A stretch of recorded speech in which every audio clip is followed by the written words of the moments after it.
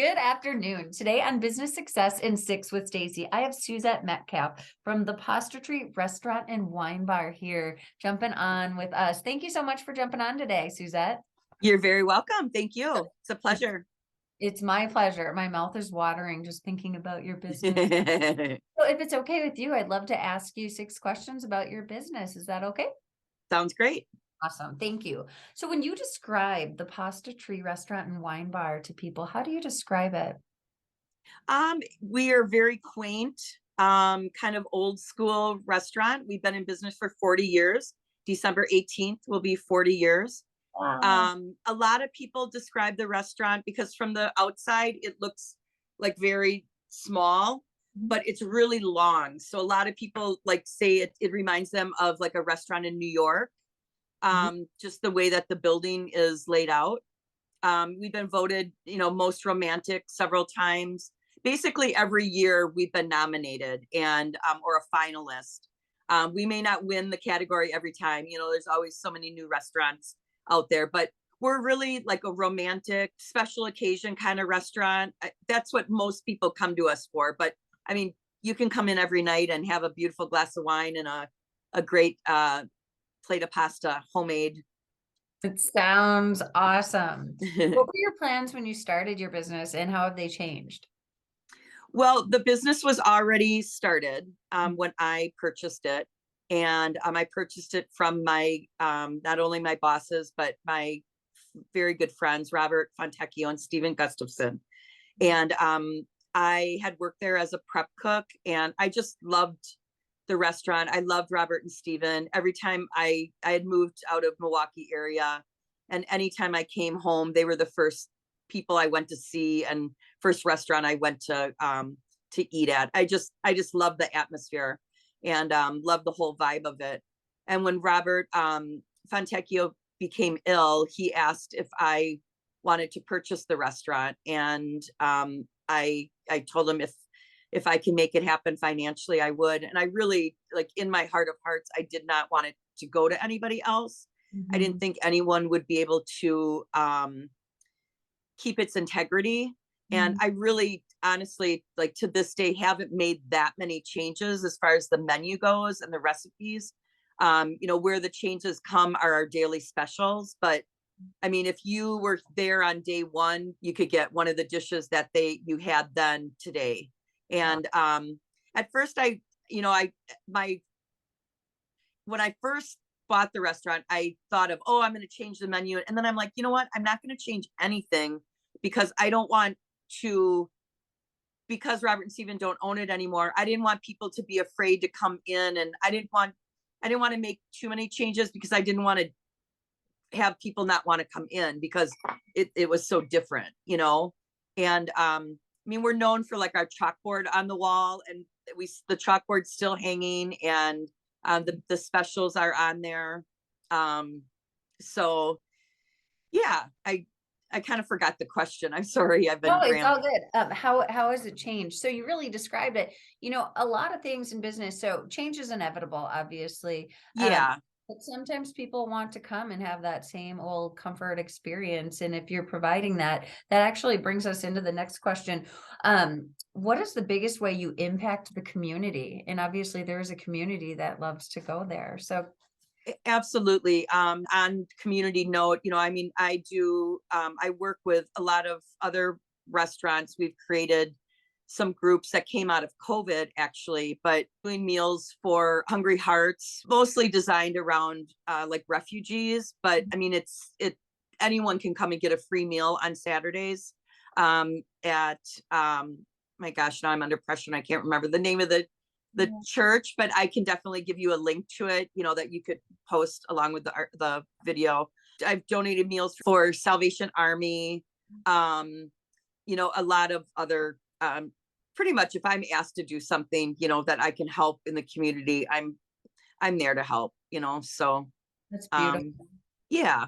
Thank you for doing that. What is one challenge that you have faced that other business owners can learn from? I know you've gone through COVID. Is there anything more you want to talk about there or other challenges along the way in the past? Well, honestly, like currently right now, I think, and I know I'm not alone, our community, our chef restaurant owner community we're all really close. I mean, we talk, I want to say, I mean, I talk to one of them every week, I mean, we're always kind of communicating with each other, but I think right now kind of what's happening is it's the fall off of, okay, we made it through COVID, we got, some grants, we got the PPP, we got some of this funding and stuff, but now all of that is our bank account, like we're going down, like all of that's being used up now. And now it's like you're going to sink or swim is kind of what's happening. We're really trying to make it through, so I think we're just all kind of trying to think out of the box of how we can keep, especially me with being 40 years old, you got to kind of keep it new. How are you going to keep traffic coming in, to keep the business open and keep it running? It's been very rewarding. I mean, making it through COVID. I also had a horrific accident that I actually had to close. I didn't realize it, but we were closed for 9 months. And yeah, I didn't have anyone to, we talked about this earlier off camera about like, cause I'm in the kitchen right now and it's like, you have to have a backup. Yeah. And I didn't, and I wasn't well enough. I couldn't even train somebody because I couldn't, my hand wasn't working, I was in a lot of pain and stuff like that. But so, I mean, but I made it through all of that. So I'm super excited, but now it's like, how do you keep the train running, Yeah. Absolutely. That's a huge challenge that we work through with our Yeah. clients in our community all the time. So, congratulations to you for continuing on through those challenges. I think staff too, I just want to throw that in there, I mean, all the staff I had before COVID, I mean, I have a lot of new staff, but some of the staff before COVID is still with me, which is wonderful. I mean, and we were closed for that long. Yeah. And plus COVID, and they're still working with me, so that is a wonderful feeling too. Absolutely. It shows a lot about who you are too as a leader. What does the future look like to you, and do you have an exit plan?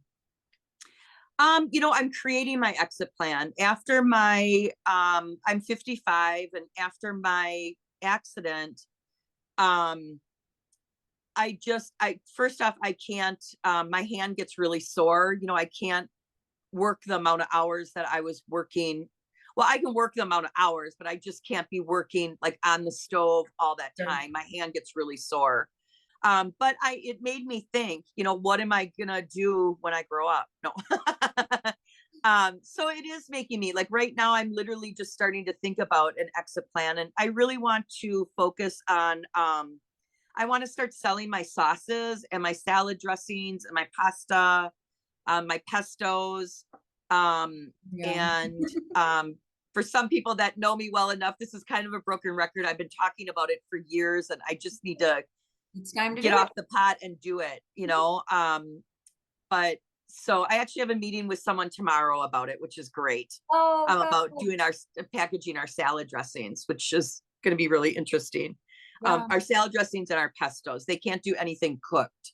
But yeah, so that's kind of, and I would like to write a cookbook for the restaurant, not for me personally yet, but for the restaurant. And I thought maybe I wanted to have it done for our 40th anniversary, but we're still 40 for another year, even after December 18th. So okay, very good. Absolutely. So I'm hoping, and then I also kind of have planned, I want to do next October for our 40th anniversary. I want to do like an Italian carnival and see if I can rent the lot that's across from us and do like bocce ball tournament, and ask some of my fellow chef friends to do, like porchetta sandwiches, have some roasted nuts, and have live music, and maybe some guys on stilts and stuff like that. And so fun. And then have the proceeds go to my charity of choice. And, maybe all of us collectively can decide on something and have some of the proceeds go to a charity. That's beautiful. Yeah. Final question I have for you today is, all subjects open, what inspires you most? I'm glad this happened today that you're asking that, because I haven't really been in the kitchen. I had a chef that was running, Mhm. the service part of my business. And I go in every morning, and except Monday and Tuesday, I try to not, because we're closed, but um, I go in and I do the books, I do our sales, I payroll, do the ordering, clean and whatever, just kind of keep the day to day Mhm. everything running. But I worked this weekend. I had someone, not show. And so I was forced to be back in the kitchen, and it was wonderful. And my staff was so happy I was there. Yeah. And gosh, I'm almost getting tears in my eyes, to know that your staff loves you so much. And they were so happy that I was there, and I could just see their morale, like just like everyone was just working so well together and happy. And That's that really, wonderful. really made me motivated. I even noticed it. I'm off today, and I'm already up and busy at the house. I'm getting things done. Like it helped motivate me in Mhm. a strange way that I didn't think it would. Like, instead of me being angry, or That's maybe angry is a little harsh, about being Well, back it's working in your frustrating if business, somebody doesn't but show up. Yeah, that's okay. but I literally, I feel rejuvenated. I just feel really full of life, and I'm so happy to be back there. And that really uplifted me, and mostly, I mean, obviously my customers too. I mean, we were really busy this weekend, but to have my staff hug me and say, "You're staying?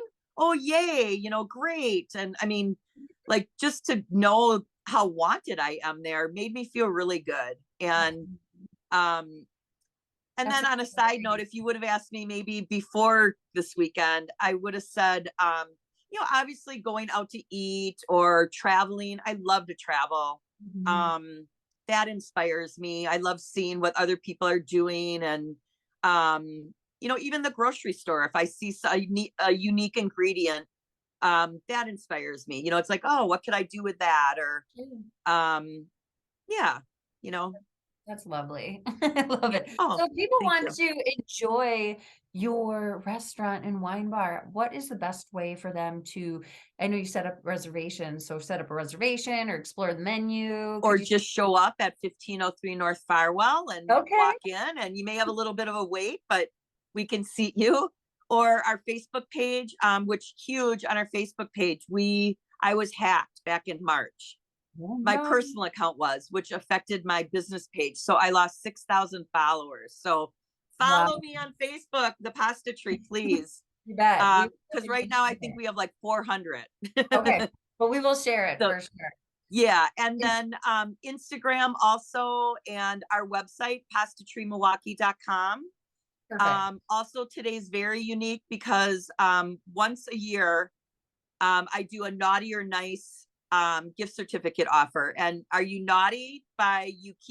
So I offer, you buy $100 gift certificate, and then you'll get $50 free as a gift from me, from the Pasta Tree. Aw. And so you're naughty if you keep it, and you're nice if you give it away. Oh, that's So beautiful. yeah. So and that, it's only held one day out of the year, and it is going to be held tomorrow, which is December 6th. And it's Okay. 24-hour sale and our offer. And so you buy $100, you get $50 free. And you can go to our website and buy it right from there. And you just need to put exclusive in the special instructions Okay. line. Well, thank you so much. I will actually keep that in mind when I am launching this, so I'll make sure it gets on tomorrow. It was such a Awesome. pleasure, Suzette, talking to you and learning about your business Thank history. you. I wish you the best this holiday season. Thank you. Yeah, and to you too. Thank you so much. I appreciate the time and the Uh, interview. Thank you.